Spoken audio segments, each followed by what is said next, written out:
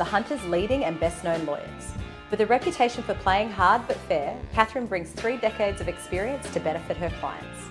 She's not afraid to speak out to tackle big social issues impacting her clients and the community, such as improved mental health care, decriminalising abortion, real regulatory reform of Australia's aged care system, and a national plan to tackle elder abuse.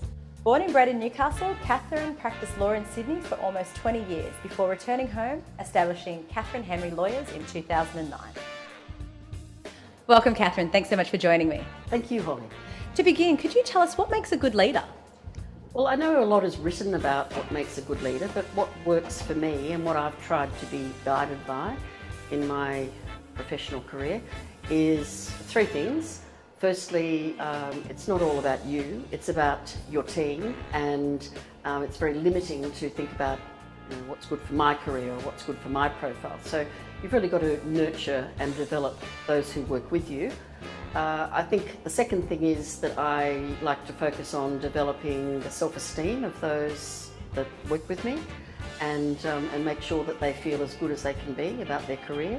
I'm very fortunate to lead a very able team of lawyers and managers and support people and in-house nurses, and I just am mindful of where they are in their career and develop that. The third thing is to, I think we're all a bit of a work in progress as leaders, and I feel that you've really got to be mindful of, we all are told to play to one another's, to play to people's strengths and weaknesses. So I'm very conscious of owning up to things that don't go to plan, to something could have been done better, then I own up to it. And I think you've got to just sort of ride with that and be prepared to apologise, or you can do things, you could recognise that you could do things better and communicate that to your team. There are now as many women as men lawyers, but only 18% of women lawyers are decision makers in law firms. What needs to be done to increase the proportion of female leaders in the law? Well, this is a subject very close to my heart. First thing that needs to be done is to employ more women, and I certainly do that. Of my 33 staff, all but 3 are women. I like to think that I champion women inside the firm and outside. I always think about people I know, who I've come across, people who I work with who would be appropriate nominees for awards. And so, as Liz Broderick, the well-known Sex Discrimination Commissioner, said, you can't be what you can't see. So it's really important to get women, to do your bit to get women seen. I'm very proud that one of the things that we've done at our firm is to implement what we call an equitable briefing policy. And what that means is that every time we consider in a case the need to brief a barrister, we always consider a woman for that role. And I don't know that there's another firm in Newcastle that would have such a policy. It's happened and happening around the country slowly. But again, women barristers are future judges, they're future politicians, they're future decision makers in all sorts of areas of public life. So we have to have women visible and represented at every level. Catherine, what motivates and drives you?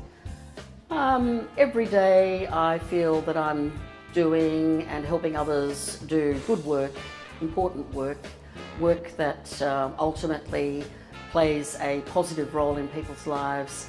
I know that sounds a bit cliched, but the sort of work that a lot of my firm is involved in plays a role in better health care, maintaining standards of professional responsibility. They're important, lofty principles, but I feel that we really do good things in our workplace. You have lived and worked in both the Hunter and in Sydney. Why is the Hunter a good place to do business? Newcastle is ultimately a town based on relationships, and I think the relationships that you develop in Newcastle inevitably lead to good business opportunities. I've been mindful of that in the time that since I returned from living in Sydney. I've always been very involved and engaged in the politics of law, and that's always been a passion for me. Less so since having my own business, I have to say, but I still believe in making a contribution. And I don't make a contribution for any selfish reasons, that's just the way I am, but along the way I feel that I've built relationships which have made me more visible and have helped me promote and grow my business. To finish today, what hunter leader inspires you and why? Well, two hunter leaders that inspire me both happen to be women.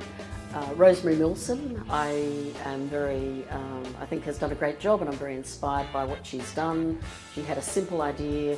I know that there are writers' festivals around the country, but this is quite an intimate one that she has developed. So she's really created a niche within the domain of writers' festivals, and I go to a lot of them around the country and elsewhere, and I really feel that Newcastle's Writers' Festival is quite exceptional.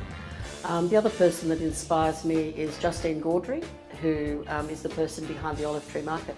So both of these women had an idea, they worked very hard on their craft, and they've developed their business concept and model to be something really quite unique for this region. That's a fantastic response. Thanks so much for your time today. Thank you, Holly.